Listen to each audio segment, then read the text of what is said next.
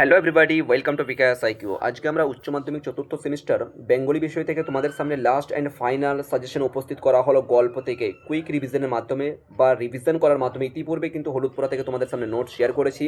আজকে কিন্তু নতুন একটা কোশ্চেন তোমাদের সামনে উপস্থিত করছি, যেটা আমাদের কাছে রিসেন্টলি এসেছে এবং উত্তর তৈরি করে তোমাদের সামনে আজকে প্রোভাইড করছি। ঠিক আছে, টোটাল হচ্ছে কি আমাদের তিনটে নোট এই পর্যন্ত।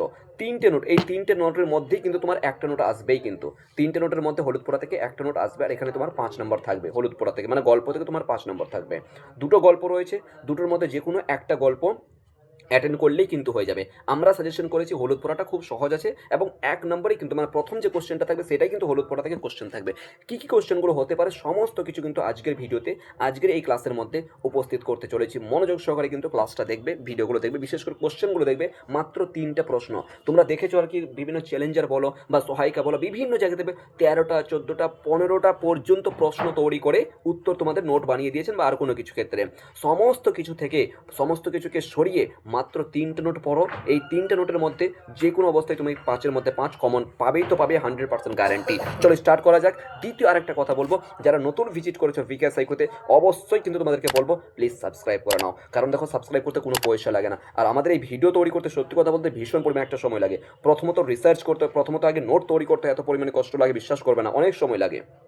টাইপিং রয়েছে, এডিটিং রয়েছে, ভিডিও এডিটিং করতে হয়, তারপর তোমাদের আপলোড করতে হয়, তারপরে কিন্তু তোমাদের হাতে পৌঁছাতে পারি। ঠিক আছে, তো সাবস্ক্রাইব করতে কোনো পয়সা লাগে না। তোমরা জানো একটা শিক্ষামূলক চ্যানেল, রাইট? বিকাশ থেকে অবশ্যই কিন্তু সাবস্ক্রাইব করবে, এটাই তোমাদের কাছে রিকোয়েস্ট থাকলো। চলো স্টার্ট করা যাক। আশা করি সাবস্ক্রাইব করে নিয়েছো। ওকে, প্রথমত দেখো, এবং নোটগুলো কোথায় পাবে, কেমন পাবে সেটাও বলছি, একটুখানি অপেক্ষা করো। প্রথম যেটা কোশ্চেন বলেছিলাম, প্রথম থেকেই কিন্তু এটা বলেছিলাম যে বিজ্ঞানসম্মত, বিজ্ঞান মনস্কতা ও কুসংস্কারের মধ্যে যে দ্বন্দ্ব, এটা কিন্তু আসার প্রবল একটা সম্ভাবনা রয়েছে।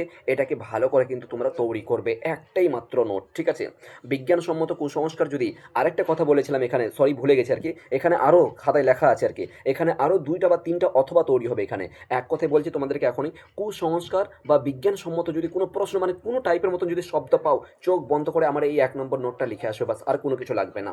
আবার বলছি দেখো, সরি, যদি কুসংস্কার বিজ্ঞানসম্মত এমন যদি কোনো কোশ্চেন থাকে, তাহলে চোখ বন্ধ করে প্রথম নোটটা লিখে আসবে। কিন্তু আবারও বলছি, ঠিক আছে, কয়েকটা টাইপের মতো এখানে যখন তোমাদের গ্রুপে প্রোভাইড করবো কি না, এখানে কিন্তু আমি অথবা দিয়ে যে কোশ্চেনগুলো তৈরি করেছি খাতার মধ্যে, সেটা কিন্তু অবশ্যই তোমাদের সঙ্গে শেয়ার করে দেবো। আবারও বললাম, যদি বিজ্ঞানসম্মত কুসংস্কারমূলক যদি কোনো শব্দ পাও, জাস্ট শব্দ পাও যদি আর কি, কোশ্চেনটার মধ্যে, প্রশ্নটার মধ্যে, লাইনের মধ্যে যদি কোনো শব্দ পাও, চোখ বন্ধ করে আমার এই 1 নম্বর নোটটা লিখে আসবে। আগে আমরা কোশ্চেনগুলো দেখি, ঠিক আছে, এরপর চলে আসবো আমরা দ্বিতীয় নোটের ক্ষেত্রে। দ্বিতীয় নোট কি আছে, খুব ইম্পর্টেন্ট। হলুদপোড়া মানে সরি, হলুদপোড়া গল্পের নামকরণের সার্থকতা বিচার করো, খুব ইম্পর্টেন্ট এটা কিন্তু। নামকরণের সার্থকতা বিচার করো, আসার খুব সম্ভাবনা আছে। দ্বিতীয় নম্বর নোট কিন্তু আমার চলছে এটা, দ্বিতীয় নম্বর নোট। এরপরে কি আছে, হলুদপোড়া একটি মানে সংস্কারের জন্য পল্লী সমাজের যে ভৌতিক বিশ্বাস। আরেকটা তোমাদেরকে ইঙ্গিত দিচ্ছি, যদি ভৌতিক বিশ্বাস বা ভূত সম্পর্কে যদি কোনো কোশ্চেন আসে, চোখ বন্ধ করে আমার দেওয়া দ্বিতীয় নম্বর নোটটা লিখে আসবে। ভূত সংক্রান্ত যদি কোনো শব্দ পাও, অ্যাটলিস্ট শব্দটা তোমরা ফাইন্ড আউট করবে। যদি শব্দটা দেখতে পেয়েছো কোশ্চেনের মধ্যে, চোখ বন্ধ করে দ্বিতীয় নোটটা লিখে আসবে। আর যদি বিজ্ঞান কুসংস্কার যদি এমতন যদি কোনো শব্দ শুধুমাত্র পাও, শুধুমাত্র লাইনের মধ্যে শব্দ ধরে রাখো, এটাই প্রশ্ন আছে, আর এর মধ্যে কোনো বিজ্ঞান বা কুসংস্কারমূলক, তাহলে 1 নম্বর নোটটা লিখবে। আবার বলে দিচ্ছি, ঠিক আছে, লাস্ট অ্যান্ড ফাইনাল সাজেশন তোমাদের সামনে, 5-এর মধ্যে 5 যে কোনো অবস্থায় কিন্তু আমি পাবোই তো পাবো, এখানে 100% গ্যারেন্টি। ঠিক আছে, প্রত্যেকটা বিষয় থেকে। কবিতার ক্ষেত্রে বলি, কবিতা মাত্র 2টো পড়িয়েছি, কবিতা মাত্র 2টো পড়িয়েছি, যেরকমই প্রশ্ন আসুক না, 2টো থেকে মাত্র 2টোই নোট, যেরকমই প্রশ্ন হোক না কেন, মাত্র 2টো নোট। কেন না, আর প্রার্থনা মাত্র 2টো নোট, যেরকমই প্রশ্ন আসুক না কেন। ঠিক আছে, কেন থেকে একটা নোট, আর প্রার্থনা থেকে একটা নোট, যেরকমই প্রশ্ন আসুক না কেন। নারায়ণের দিন থেকে মাত্র 3টা নোট আছে, ডাকঘর থেকে মাত্র 4টা নোট আছে, যেরকমই প্রশ্ন আসুক না, 4টের মধ্যে 2টো নোট আসবেই কিন্তু কমন। এর বাইরে আর কি চাও বলো? বাংলা সিলেবাস, সংস্কৃত, ইতিহাস থেকে চলচ্চিত্রটা আমরা পড়তে বলেছি, চলচ্চিত্র থেকে মাত্র 3টা নোট দিয়েছি, 3টা না 4টা নোট আই থিঙ্ক আর কি দিয়েছি, কারণ ভীষণ বড় একটা সিলেবাস। রচনা লেখার পদ্ধতি, গোল্ডেন একটা ফরম্যাট, বাস, আর কিছু নেই। অর্থাৎ যেটাই রচনা আসুক না কেন, যেই টাইপের রচনা আসুক না কেন, বাস একটাই ফরম্যাট অনুযায়ী তুমি 10-এর মধ্যে 10, যদি হাতের লেখা ঠিক থাকে 10-এর মধ্যে 10, তুমি 100% তুমি গ্যারান্টি তুমি কমন পাবে, লিখে আসতে পারবে। ঠিক আছে, ওকে, সরি, অনেকটা কিন্তু আলোচনা হলো, পুরো বলতে গেলে সিলেবাসটাই কিন্তু আলোচনা করে দিলাম। 40-এর মধ্যে 40 যে কোনো অবস্থায় পাবে তুমি। ঠিক আছে, পুরো সিলেবাসে কিন্তু 40-এর মধ্যে 40 আলোচনা করলাম এখানে দেখো। তাহলে নামকরণের সার্থকতা কিন্তু খুব খুব ইম্পর্টেন্ট, ঠিক আছে। আর পল্লী ভৌতিক বিশ্বাস যদি এই মতো যদি কোনো কিছু পাও তাহলে সেক্ষেত্রে কিন্তু দ্বিতীয় নম্বর নোটটা লিখে আসতে হবে, ঠিক আছে। এরপর চলে আসবো আমরা ছোট গল্প হিসাবে হলুদ পরা গল্পটি কতদূর সার্থক তা নিজের ভাষায় আলোচনা করো। এইটাও যদি থাকে কিন্তু তাও একই নোট হবে, দেখো সমস্ত অথবা দিয়ে আছে, ঠিক আছে। এরপরে কি বলছি, হলুদ পরা গল্পে বর্ণিত গ্রামীণ যে সংস্কার বা গ্রাম্য কুসংস্কার সেক্ষেত্রে আলোচনা করো। গ্রাম্য কুসংস্কার এটা তুমি দিতে পারো, ঠিক আছে, এই নোটটাও লিখতে পারো। আদারওয়াইজ কিন্তু যদি আর কি এই কথাটা থাকে তাহলে কিন্তু এই নোটটা লিখবে, আদারওয়াইজ কিন্তু ওই কুসংস্কার আর বৈজ্ঞানিক যদি থাকে প্রথম নোটটাই লিখে আসবে, ইনাফ, আর কোনো কিছু লাগবে না। আশা করি বোঝাতে পেরেছি 2 নম্বর নোটটা। 3 নম্বর নোটে চলে আসবো আমরা। আর এখানে দেখো, এখানে কয়েকটা চরিত্র আলোচনা করা হয়েছে, ঠিক আছে। এর চরিত্রগুলো যদি আসে তাহলে কোথা থেকে লিখবে, এইখান থেকে কিন্তু লিখবে। যখন চরিত্র আসবে, ঠিক আছে, দ্বিতীয় নম্বর নোটটা এই যে, হ্যাঁ, এটা হচ্ছে 2 নম্বর, মাথায় রাখবে। 2 নম্বর নোটের প্রথম প্যারা লিখবে। চরিত্র যদি আসে, কারো যদি চরিত্র আসে, 2 নম্বর নোটের প্রথম প্যারা লিখবে, দ্বিতীয় নম্বর প্যারা লিখবে, অর্থাৎ এটা লিখবো আর এটা লিখবো, হয়ে গেল দুটো। এরপরে আমরা কি লিখবো, চরিত্রগুলো লিখবো। এই যে দেখো চরিত্র তালিকাগুলো সমস্ত, বলাই চক্রবর্তী দেয় যদি, শুভ্রা যদি দেয়, মনিপ যদি দেয়, দামিনী যদি দেয়, এই সমস্ত কিছু যদি দেয়, দেখো মাত্র 2-3টা করে লাইন লিখেছে, খুব সহজে কিন্তু তোমরা পারবে। আরও যদি তোমরা চাও যে আরও আমি যুক্ত করবো বা অ্যাড অন করবো, অবভিয়াসলি করতে পারো, নো প্রবলেম, ঠিক আছে। চরিত্রগুলোও কিন্তু আলোচনা করেছি, যে টাইপেরই হোক না কেন। তো এটা বলতে গেলে চরিত্রগুলো একটুখানি আমি এক্সট্রা রেখেছি, ঠিক আছে, যে বলাই চক্রবর্তী চরিত্র আসতে পারে বা আর কোনো কিছু, তাও কিন্তু তোমাদের ছোট্ট করে কিন্তু লিখে দিয়েছি। তো 2 নম্বর নোটের প্রথম, এই যে দেখো এখানে বলে দিয়েছে, এই যে ব্র্যাকেটের মধ্যে সমস্ত কিছু কিন্তু বলা আছে, সমস্ত কিছু কিন্তু বলা আছে, সমস্ত কিছু, ঠিক আছে, যে কোনটা থেকে কী কী লিখতে হবে। তাও আবারও বলছি আর কি, প্রথম প্যারা লিখবো আমরা, প্রথম প্যারা লিখবো, দ্বিতীয় প্যারা লিখবো, তৃতীয় প্যারার ক্ষেত্রে কিন্তু আমরা এই চরিত্রটা ঢুকাবো এখানে, ঠিক আছে। চরিত্র ধরে রাখো বলাই চক্রবর্তী দিচ্ছে, তাহলে বলাই চক্রবর্তী 2-3টা লাইন কিন্তু লিখবো, আর শেষে কিন্তু আমরা এই জাস্ট কটা, এই যে আছে না কথা, এই কথাটা লিখে কিন্তু আমরা পুরো নোটটাকে কমপ্লিট করে দেবো, ডান হয়ে গেছে। তাহলে 2 নম্বর নোট আমাদের কিন্তু চরিত্রও কিন্তু এর মধ্যে আমরা অ্যাড করে দিলাম, ঠিক আছে। এরপরে চলে আসবো আমরা 3 নম্বর নোট, মাস্টার নোট, শুধুমাত্র একটাই দেখো, খুব সুন্দর একটা কোশ্চেন এই নোটটা এসেছিলো, এই কোশ্চেনটা এসেছিলো, ঠিক আছে, খুব সুন্দর একটা কোশ্চেন। গাঁ শুদ্ধ লোক যেন অপ্রস্তুত হয়ে রইল, খুব খুব ইম্পর্টেন্ট কিন্তু এটা ভালো করে লক্ষ্য রাখবে, ঠিক আছে। এই কোশ্চেনটা যদি হয়, অথবা যদি এই কোশ্চেন দেখো অথবা দিয়ে আছে, সেই বছরে কার্তিক মাসের মাঝামাঝি 3 দিন পর পর, 3 দিন আগে পরে কিন্তু দুটো মানে দুটো খুন হয়ে গেল।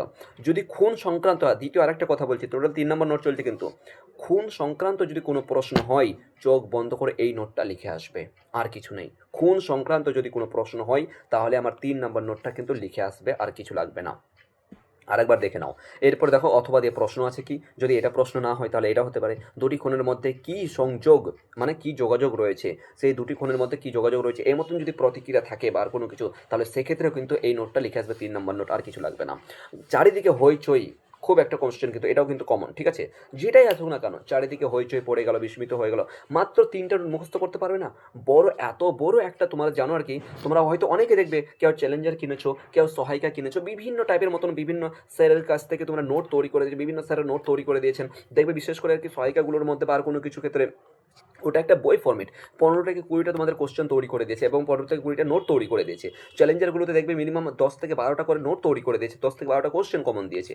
দরকার নেই, মাত্র 3টা নোট পড়ে যাও, ভালো করে রাট্টা মেরে যাও, বিশ্বাস রাখো এর মধ্যেই তুমি কমন পাবে, 200% গ্যারান্টি লিখে রাখো, ঠিক আছে, এর মধ্যেই তুমি কমন পাবে, প্রশ্ন যে টাইপের মতন আসুক না কেন। আর একটা এক্সেপশনাল কথা বলবো তোমাদের, কথা বলছি যে হুবহুভাবে এই লাইনগুলো কমন পেলাম না, অর্থাৎ হুবহুভাবে আর কি কমন পাচ্ছি না, তাহলে নোট কোথা থেকে লিখতে হবে, কেমন করে, সেটাও কিন্তু তোমাদেরকে ইঙ্গিত দিয়ে দিচ্ছি। যদি খুন সংক্রান্ত কোনো কিছু প্রশ্ন হয় তাহলে 3 নাম্বার নোটটা কিন্তু লিখে আসবে। বৈজ্ঞানিক অন্ধবিশ্বাস বা কুসংস্কার, বা অন্ধবিশ্বাসও যদি দিতে পারে, কুসংস্কার দিতে পারে, বিজ্ঞান দিতে পারে, তাহলে কিন্তু 1 নম্বর নোটটা লিখে আসবে, ঠিক আছে। সমস্ত কিছু কিন্তু ইঙ্গিত দিয়ে দিচ্ছি। এরপর চলে এসো, দুটি খুনের মধ্যে সম্পর্ক আবিষ্কারের জন্য সকলে ছটফট করতে লাগলো, এটা কিন্তু দেখতে পারো, মানে এটাও যদি থাকে, অথবা দেখো এটাও যদি থাকে, শুধু আছে তীব্র উত্তেজনা ও কৌতূহল, যদি এই মতন প্রশ্ন থাকে তাও কিন্তু আমার এই 3 নম্বর নোটটা লিখে আসবে, ঠিক আছে। এরপরে দেখো নানা জনের কল্পনা ও অনুপস্থিতি কি আছে, ওই অনুমানগুলি, অনুমান দুবার টাইপিং হয়েছে, অনুমানগুলি গুজব হয়ে উঠতে বা তোমার উঠতে উঠতে মুছড়ে যায়, এই টাইপের যদি কোশ্চেন থাকে তাহলে কিন্তু মাস্টার নোট একটাই কিন্তু নোট, বাস, আর কিছু না, ছোট্ট একটা নোট আছে, ঠিক আছে, আর কিছু না, এইটুকু নোট কিন্তু তুমি লিখে আসতে পারবে, ঠিক আছে।